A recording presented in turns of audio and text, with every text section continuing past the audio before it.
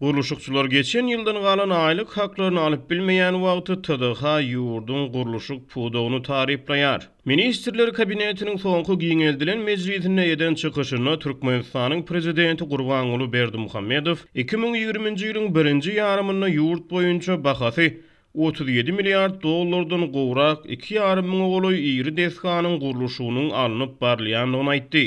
Biz täze şäherleriň we şäherçeleriň guruluşyny giňerim bilen girişdik hemde emele gelen ýagdaýa garamazdan bu işleri dowam eder diýip TDH 13-nji iýulda ýurdun guruluşyk pudogy barada çap eden tesbirlemesini Türkmen prezidentiniň sözlerini getirdi. Bellemeli ýeri Türkmenistanyň guruluşyk pudogyna edilýän köp milliardlyk çykdyjylar ýurtda ykdysady krizisiň dowam edýän wagtyna hemde pandemiýa sebäpli global ykdysadyýetin şol sany Türkmen ykdysadyýetiniň haýarlaýan wagtyna gawat gelýär. Galy bersede prezident Berdimuhammedow 3 aprelde geçiren hökümet maslahatyny dünýä ykdysadyýetine emele gelen ýagdaý bilen baglykda guruluşygy meýilleşdirilen ähli deshalara gaýtadan seretmegi we diňe ýaşaýyş durmuş ähmiýetli zerur deshalary saýlap almagy tapşyrypdy. Ýöne munyň ideýany Berdimuhammedow 9 aprelde tanqidçilere göre Aşgabatda ýaşaýyş durmuş ähmiýeti sorak asyrnaky käbir binalar toplumlarynyň guruluşygy bilen tanışdy.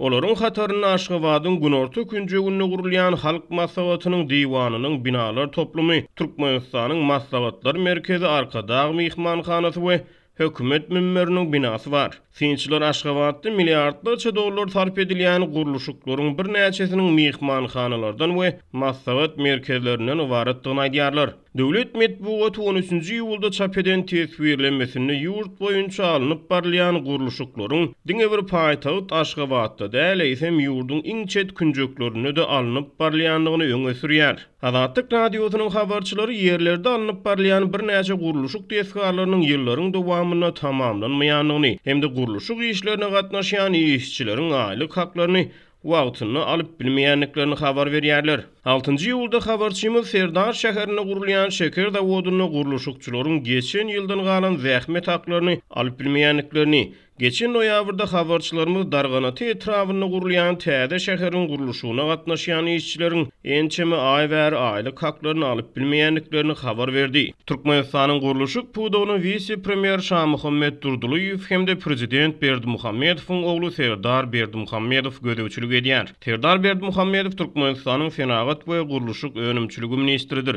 Şol bir wagtyň özünde Türkmen medeniýetiniň habarlaryna görä ýurtdan alınıp barlaýan köp milliardlyk guruluşyklaryň hataryny Göktepe etrawynyň gorjak geňeşliginiň çägine 2019-njy ýylyň aprelinde düýbi tutulan bahasy 1,5 milliard dollarlyk Ahal welaýatynyň täze dolandyryş merkezi hemde bahasy 2,5 milliard dollarlyk Aşgabat Türkmenawat awtobany ýaly iri guruluşyk deshalary hem bar. Resmi medeniýete görä bu iri iki taslamanyň ikisine de gatnaşýan Nusoy ýollary atly ýerli firma Azatlyk radiosynyň habarçysynyň 6-njy iýulda habar bermegine görä, beýleki käbir ýerli hususy firmalar bilen bir hatarda Serdar şäherine gurulýan şeker zawodynyň guruluşyny ýüzlerçe işçiniň zähmet haklaryny töläp bilmeýär.